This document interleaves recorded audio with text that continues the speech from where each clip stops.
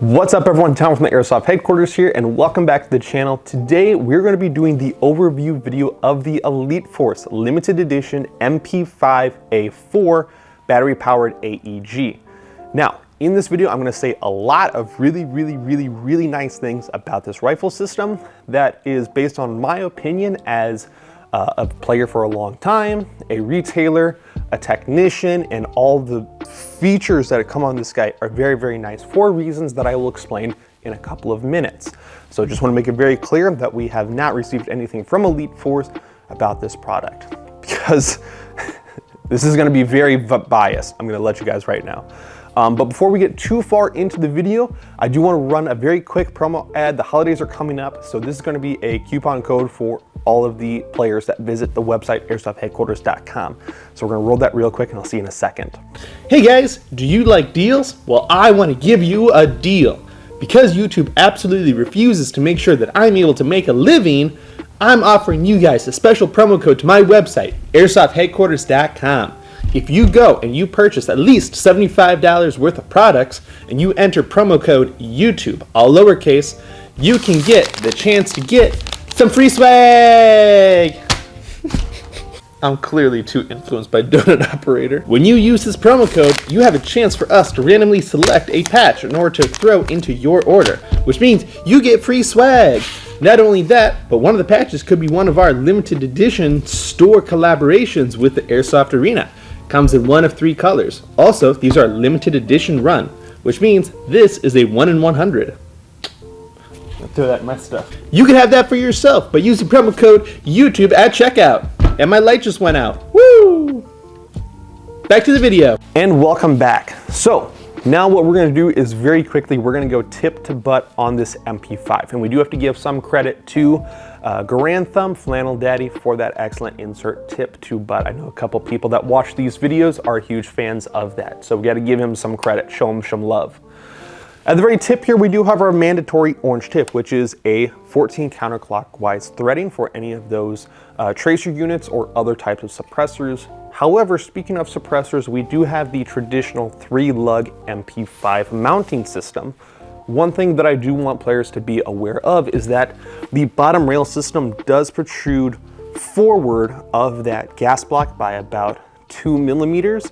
So that may inhibit some attachment systems for different types of MP5s that utilize that 3-lug system. I do want to make that very clear before you guys get too far into the weeds of accessories.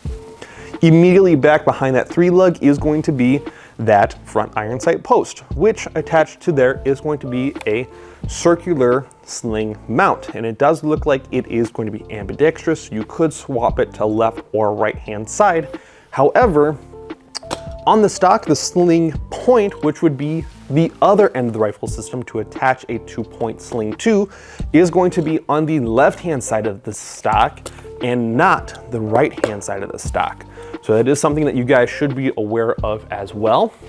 Going back to that front iron sight post system, the typical large circle for the very front here with that post in the middle, traditional MP5 from HK style.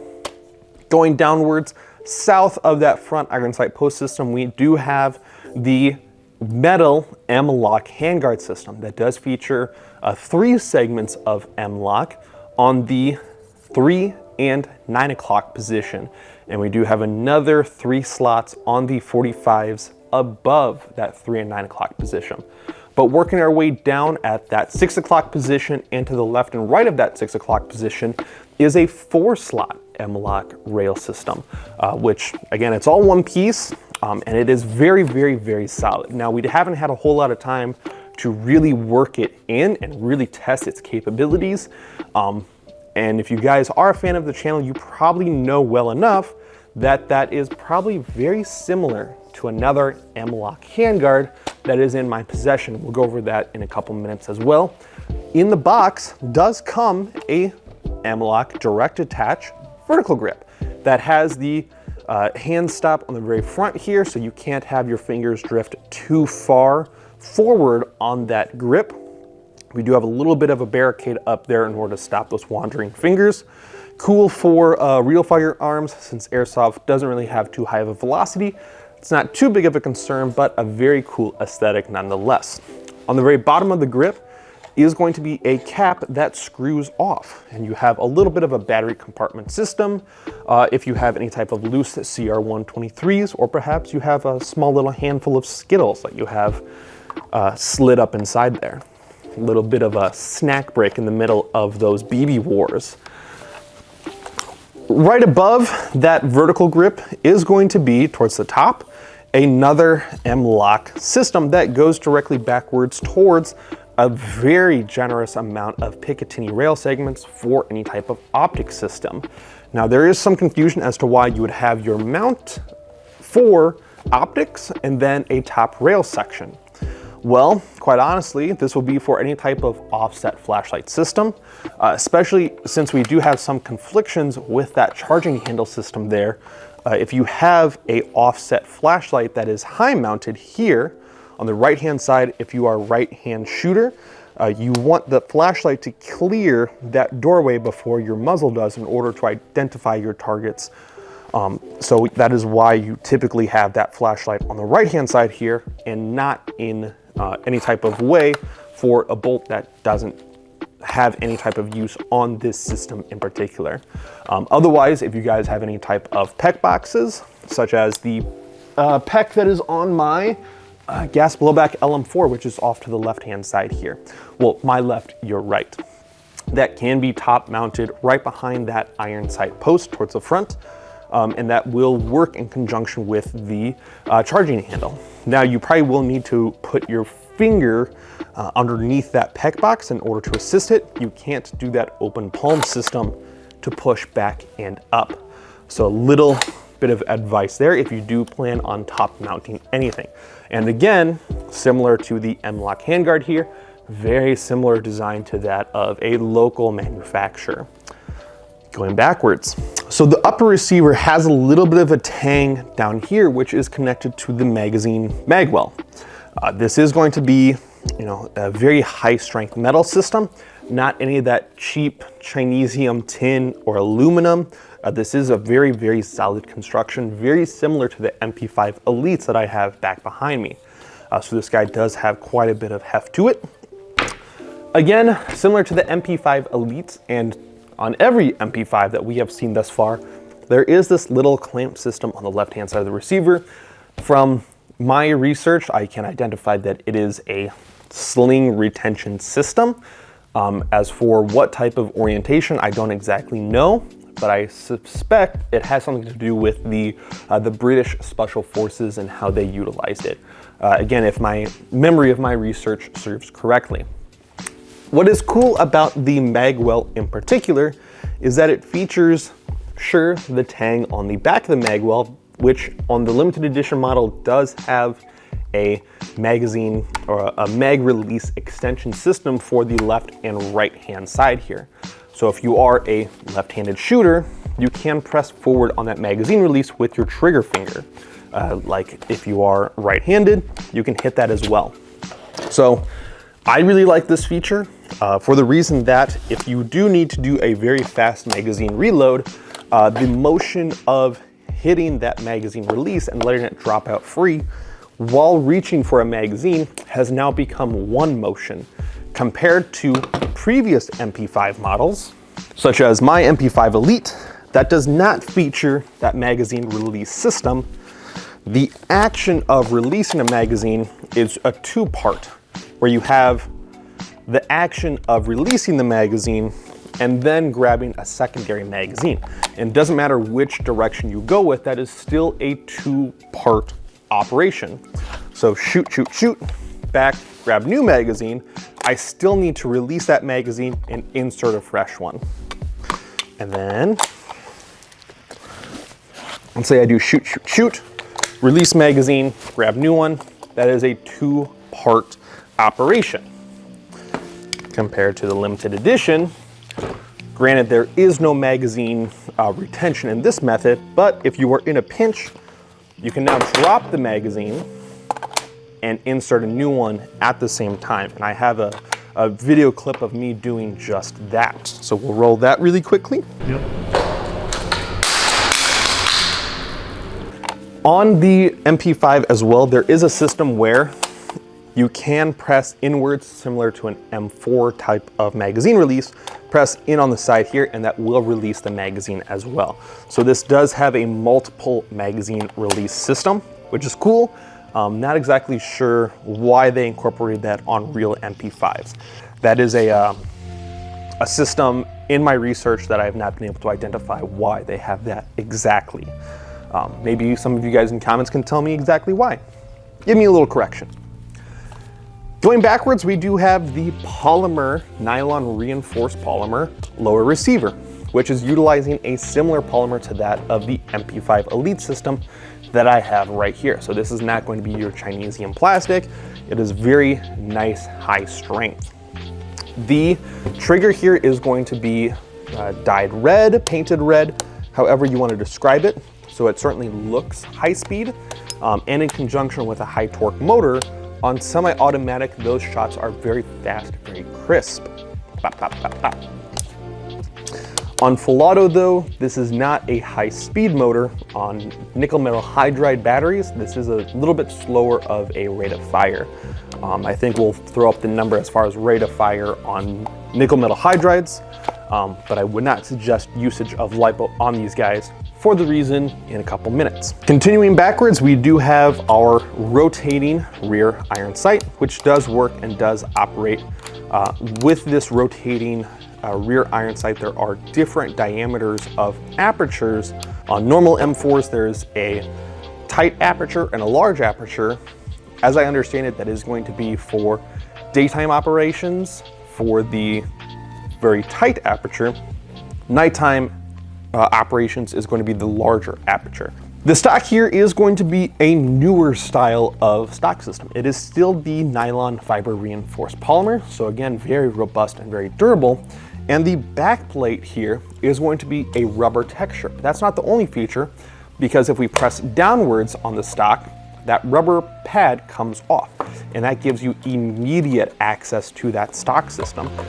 Very, very easy, and I'm a huge fan of that stock compared to the Elite system, which I needed to permanently break my MP5 stock in order to get access to that battery compartment space. Otherwise, for an Elite MP5, what you would need to do is take the stock all the way off in order to get access to your battery compartment space. Huge, huge, huge pain in the butt, and I don't really like doing it like that, because over time, that rear receiver pin does work itself loose, and then now you have a pin that gets lost to the Airsoft universe and gets thrown somewhere on the field.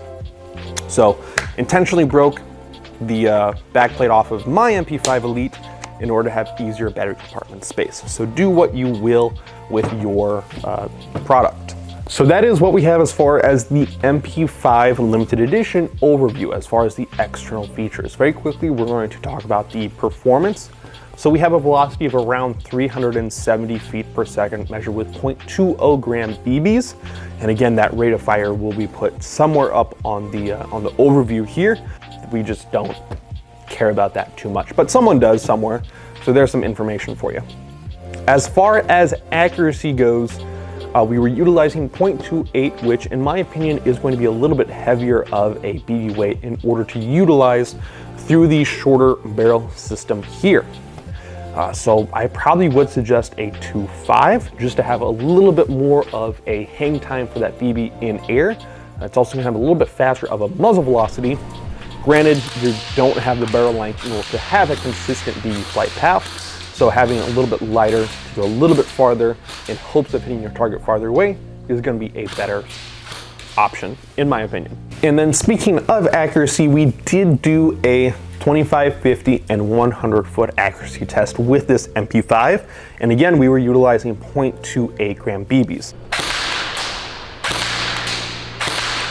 So we have at 25 feet, these 5 shots right here, which is 3 inches in diameter as far as the longest length. Very, very tight grouping at 25 feet. Very, very impressive. However, going out to 50 feet, we did see a little bit wider of a grouping here. which is right here. I would say that's probably 8 or 9 inches as far as length from the farthest BB to the farthest BB. Okay, here we go at 100 feet.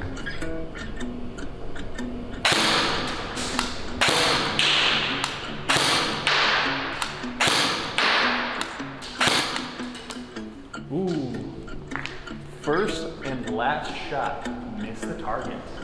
And then going out to 100 feet, we only had 3 out of the 5 BBs impact our target. And again, this is a 12-inch by 12-inch target. So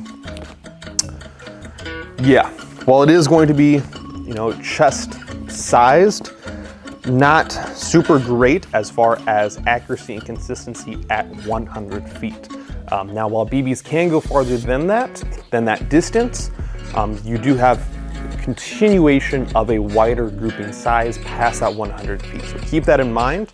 If you go with a lighter weight, you can physically get that BB to travel faster, farther, but your grouping size is then going to project outwards more because there's less mass, so there's a less linear flight path. Physics. So what we're going to do is we're going to take a very quick sneak peek at some of the internals on the limited edition MP5. There is some misinformation as far as who is manufacturing this model.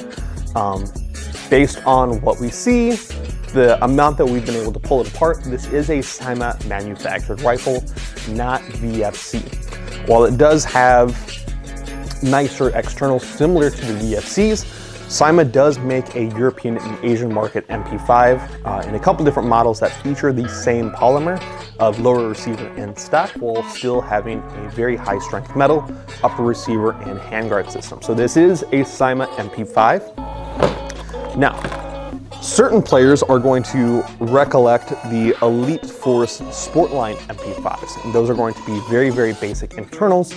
And we can see here our wiring system is a very, very basic fuse system.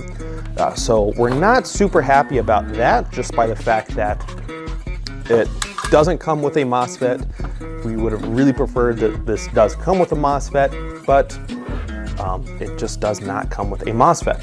There's also some misinformation as far as if it comes with a quick change spring system or not. I can tell you right now that even though the Cyma Platinum series does feature in some models a quick change spring system, this one does not have a quick change spring system. So here we have our spring guide rod screw coming off, and no quick detach spring system. So unfortunately, this one will be a little bit harder to get access to that internal spring. But again, based on some of the other internals that we see, such as that radiused cylinder space and the blue piston, as well as that clear nozzle, we can make a very good estimated guess, or we have undeniable proof that this is a Cyma manufactured rifle system. It features those platinum internal systems, such as the gearbox shell and those internal air cylinder components. But unfortunately, with that Cyma Platinum, they did not include a MOSFET system for whatever reason. So we kind of unfortunately have to just live with it. So that is what we have there. What I will say about the internals is I do appreciate the fact that they went with a slightly different imitation bolt spring system. I feel like because of the amount of length to this bolt spring, that there would be less overall tension and less breakage with that charging handle. Now, that doesn't mean that I would suggest doing that classic MP5 slap like I am going to demonstrate on my rifle, because I am okay if this does break. However, if it does break, then we have it on camera. So media, movies, video games will demonstrate the long demonstrated MP5 slap, which is having that bolt back, racking in a new magazine, a fresh magazine of BBs, and doing that slap downwards. Now, even though with the Elite series, this does have a steel bolt collar, I do not suggest doing that slap at all, especially seeing some silly airsofters and how they slap it. switches in a downward orientation like this. So the rifle is projected in front of them and then coming directly down. Because where does that collar go? It goes directly into that 45-degree space. So there's a small little cutout right here where as you pull that imitation bolt backwards, it locks it into orientation. If you do plan on slapping even the real MP5s, the real MP5 collars can break, and they have broken. So in order to have a less stressed slap, it needs to be backwards in a reverse 45 orientation, away from where that corner is, so it can slap forward. Now, with the Elite Series MP5 spring, the spring is connected to the front here, so that is a lot of spring tension projecting that collar forward. And we have seen those break over time. And mine is, I do not slap my MP5 very often at all. I think the most that I've slapped it is during this video here. So you can see that there is a little bit of wear and tear starting to show on that collar. With the Cyma MP5, with a side-by-side comparison, that 45-degree position is much softer. It isn't nearly as hard compared to the Elite Series. So I believe that they did intend to put a lower tension spring inside of there in a different location, paired with a softer lock position, so that when people do MP5 slap these, because it will happen, that it is less likely to put too much stress on that collar. And what I did in the video of the YouTube short and some of the other B-roll clips here in trying to do that fast reload, I was not slapping the imitation bolt. What I was doing a very quick thumb on that bolt system. So when I need to do that MP5 reload, come up and then down, I'm using my thumb in order to softly assist that bolt downward. I'm not giving it that slap like most people do. Something sprung open in the air somewhere. Okay, we are done slapping that now. Glad it was my MP5 and not the brand new one. There you go, undeniable proof. Something flew out from somewhere. And that is why we don't suggest MP5 slapping your Airsoft MP5s or any MP5s.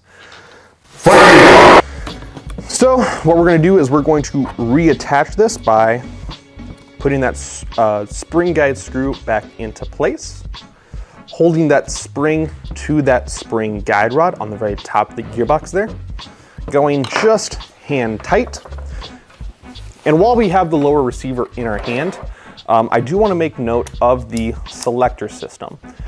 They are utilizing a similar Selector system to the Sportline MP5, and we can tell because on the right-hand side there is a small little screw on the bottom part of that selector, which is how you would remove the ambi selector from the gearbox in order to disassemble the lower receiver. So with this system, they have an integrated ball bearing and spring, which can be very tight. And on the Sportline systems, I don't know if you guys can hear with my new lavalier.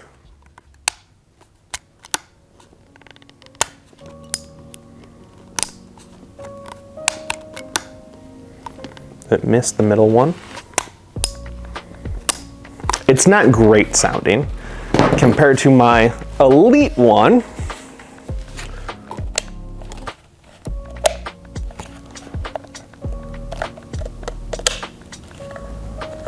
How's that for HK ASMR? Very solid retention on that selector switch, so you know full well where that semi position is and where that full auto position is. So the Elite series of MP5 did get that selector switch correct, with those harder, crisper clicks and orientation of the selector position. So something to keep in mind is that you can sit and click the Elite series all day. And I've used my Elite MP5 a long time, and it still retains a solid click, versus the Sport lines are a little bit more basic of a Selector pin system. So maybe don't sit there and flick your Selector while waiting for the game to start. While we have this open, we also have the imitation bolt, which does sit on the very top there, and that does ride in conjunction to the imitation bolt here. So we can see that it does move back and forward just a little bit. Now in this current position, it does not disassemble. That is pinned in place with the upper receiver, but we can get access to the slider pop-up unit. So this is our inner barrel. This is our slider hop-up unit. Now, I personally have some gripes about this hop-up unit. We did notice that in shooting this over time, it will readjust itself. It will set its zero to how it wanted, and that may be on our model specifically. So keep that in mind, that if you do see your hop-up pressure start to alleviate, that you may need to possibly tighten things up, or maybe even look at having a different hop-up unit installed. Granted, I don't know many other MP5 hop-up units, and I don't know if these are going to be compatible with the VFCs, but there is a screw on the side there that can be tightened if you want a harder pull in order to orientate the different type of hop-up positions.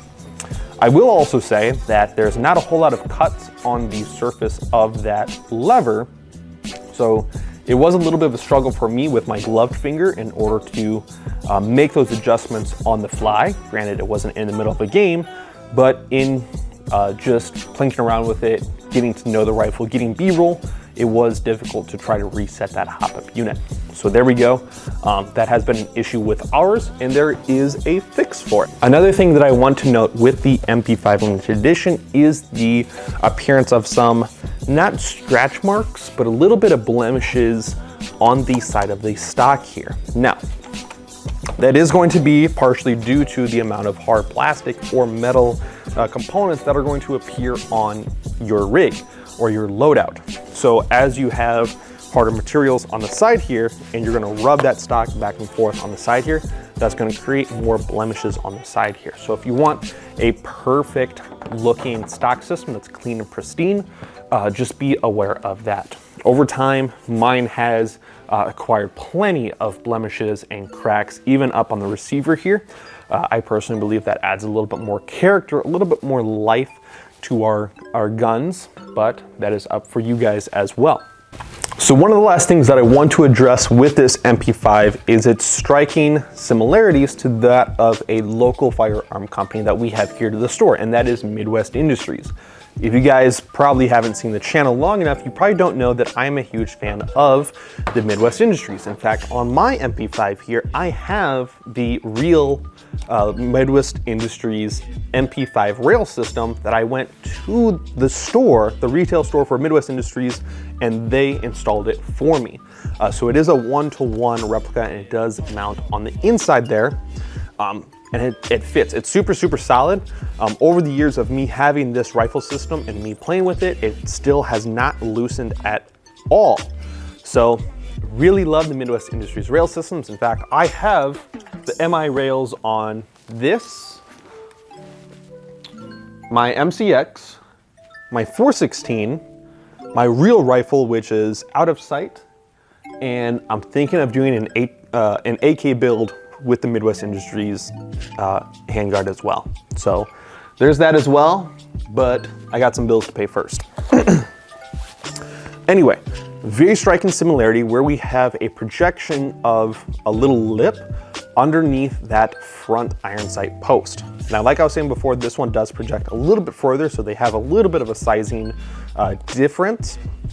And the Midwest Industries is a very solid steel construction compared to maybe a thicker aluminum, maybe steel, but the Midwest Industries for sure is a lighter system. and still has a little bit more rigidity in my personal opinion. So I have a little bit of favoritism for these guys. Now, granted, I want to make it very clear that this is still a very, very good, solid setup.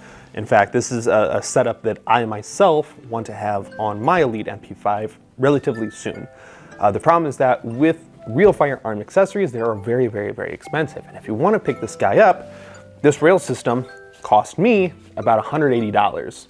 The top rail segment is about $150 for the Picatinny to that M-LOK top rail section.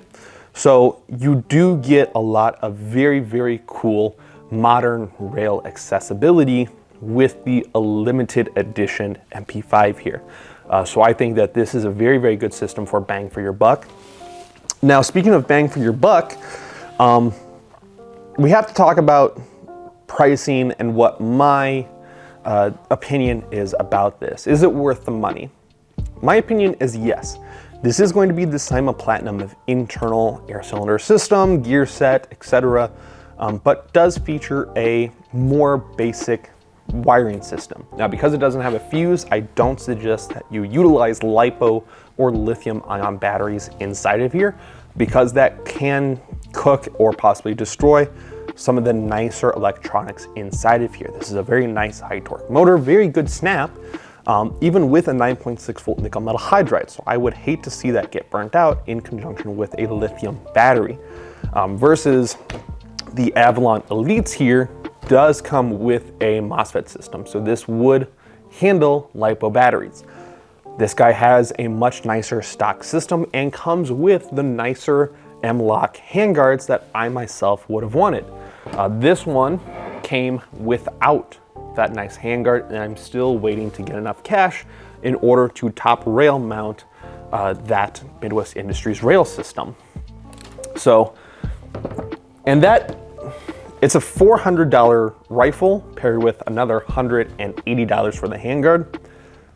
That's pretty close to 600 smackaroos right there, compared to the $350 that the limited edition system is already at. Now, once I tack on that top rail section, that's $750 right there. That's very dangerously close to double the price of this system right here. Is it worth it? That's all up to you. I am now buried in parts and accessories for this guy specifically, so I'm going to continue to throw money at this system right here. You yourself could save several dollars by getting a very similar performance and a nicer external setup compared to this guy, which was much more basic. Now, as far as performance, it's a smooth ball bearing going through a smooth inner barrel. You're going to get a faster trigger response and faster rate of fire on this guy because you can utilize lithium batteries. You can get good performance, very, very good performance, I would say, from this guy. So if this was absolutely on the market when I was in the hunt for a MP5, I for sure would have picked this up. So it is now presentable for you Airsoft players right now. And I'm going to continue to plug money into this guy right here. So that is what we have. I definitely think that this is worth the money for sure. But that is up for you guys to decide. I've dragged this on long enough. This is probably going to be close to a 40-minute video by itself. So very sorry about that. But thank you everyone that has stayed and watched to the end of the video. I appreciate you, and I'm hoping that all this information I presented to you is going to be more than enough for you guys to make a decision, or maybe even entertain you guys. So with that, we are all done here. So you guys take care, stay safe, stay positive, and I will see you guys in the next one. Take care.